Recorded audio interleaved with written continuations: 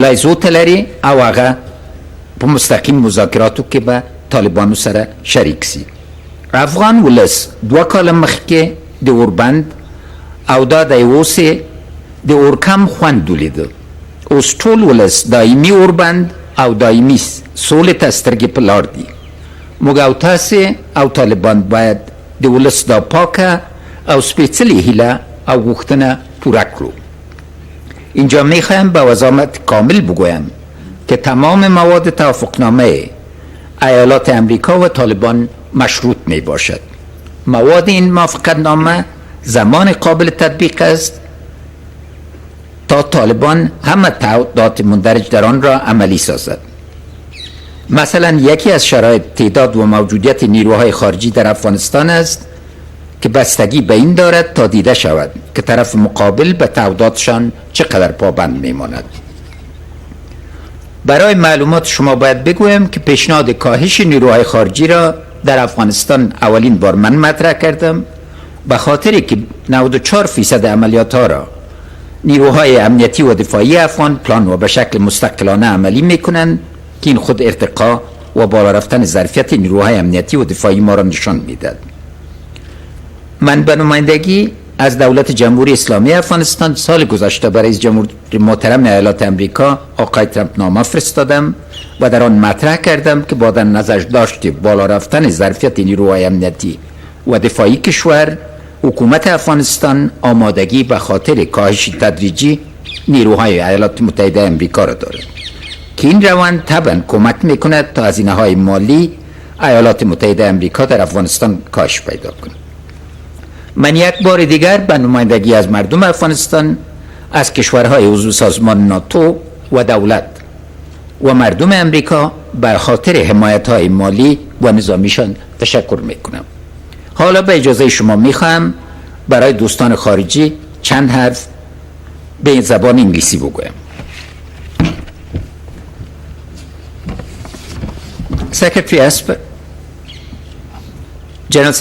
Secretary General Stoltenberg, distinguished guests. The tragedy of 9/11 brought us together. Mutual sacrifice created human bonds between us. Mutual interest, your security and our freedom, sustains our relationship in mutual respect, has made us partners. The BSA and the SOFA give legal expression to our transparent relationship. NATO and US partners have spared neither blood nor treasure for attaining the goals of the partnership. We ask you to thank the veterans, especially the Gold Star families, for their selfless service. Our sacrifice has been immense, both in the martyrdom of the NDSF and our civilians. Children, youth in their prime, and men and women in all ages, in walks of life, whose lives were taken away by senseless acts of violence and terror in public spaces. May I ask you for a moment of silence in honor of our mutual fallen heroes.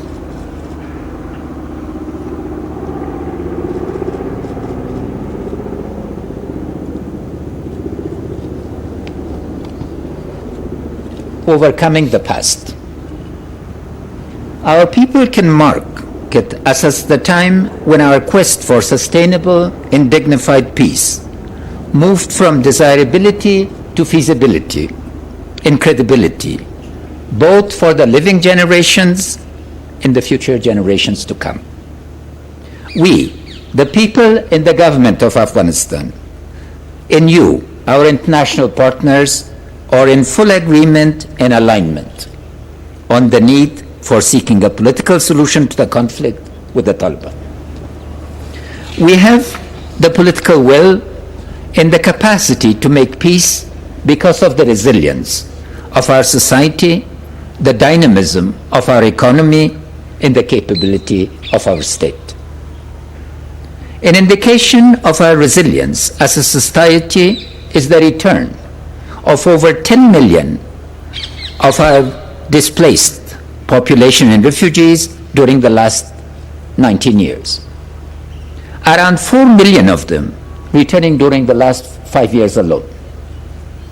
Free speech, expressed both through a vibrant media, in social media, or features of our daily lives, and hold pride in it and make sure that it's protected.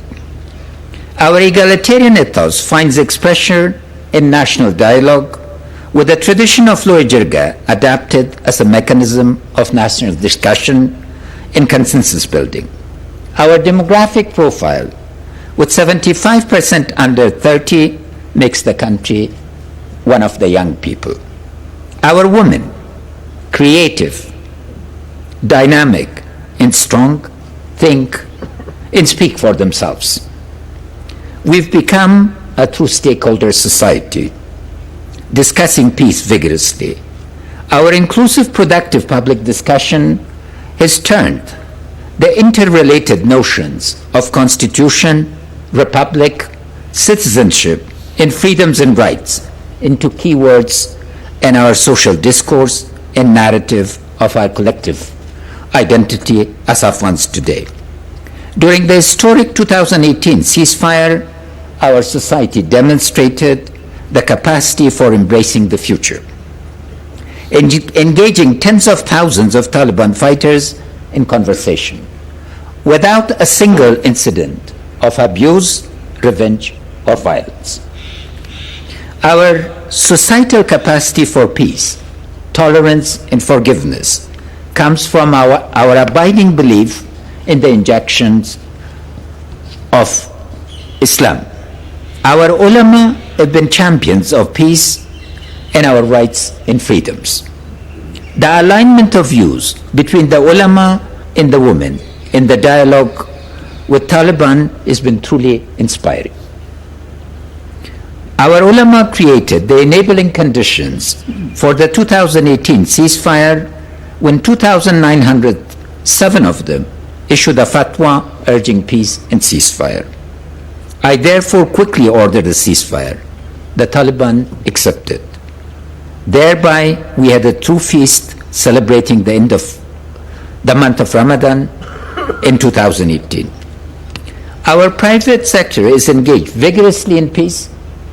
Today, they provide the necessary goods to every single district of Afghanistan. In 1990, people had to stand in line for hours to get a liter of petrol or some wheat or flour. We have demonstrated our political will and state capacity. The past 2 months, we embarked on intense process of consultation with our defense forces, civilian leadership, and critical groups of stakeholders, responding to the directions from their commander-in-chief. Our patriotic forces changed their posture from war to reduction of violence within 5 days. We have organized our civilian capacity in all provinces equally swiftly. Relentless focus on reforms and a culture of acceptance of civilian leadership has been the key to building the capacity of the security sector.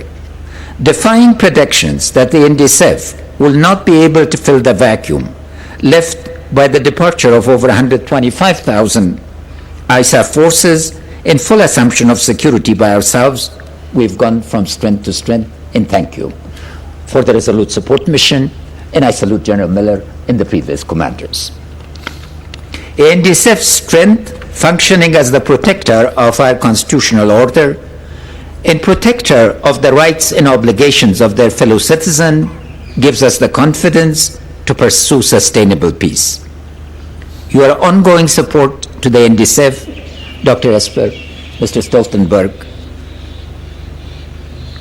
during peace and war are essential to our freedom and your security.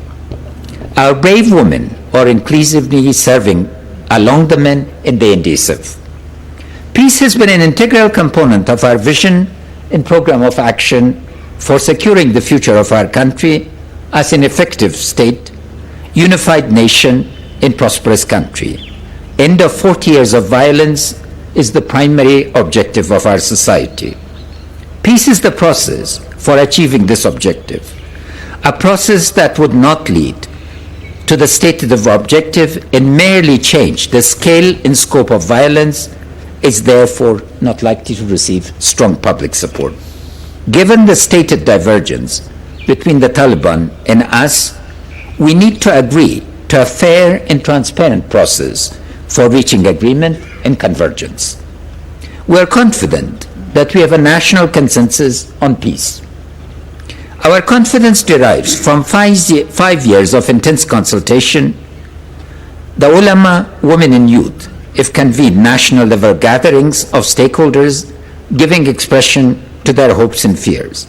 The consultative peace Loijirga of 2019 brought all the stakeholders into a national forum. The 23 recommendations of the Loijirga have provided a platform for peace. Reaching here is required commitment and sacrifice of the NDSF, compassion for the suffering of every Afghan, conviction that the war must end politically, and courage to act on the conviction to opt for the road less traveled when reaching a fork in the road. A president, however, does not have the freedom of a citizen. A president has to act within the limits set by the Constitution, the source of his authority, hence assessing all recommendations to compliance with the Constitution, our national rule book. We need to acknowledge that we have yet to form a national consensus on the price of peace and the trade-offs. In the course of negotiation, the trade-offs and the price will become clear.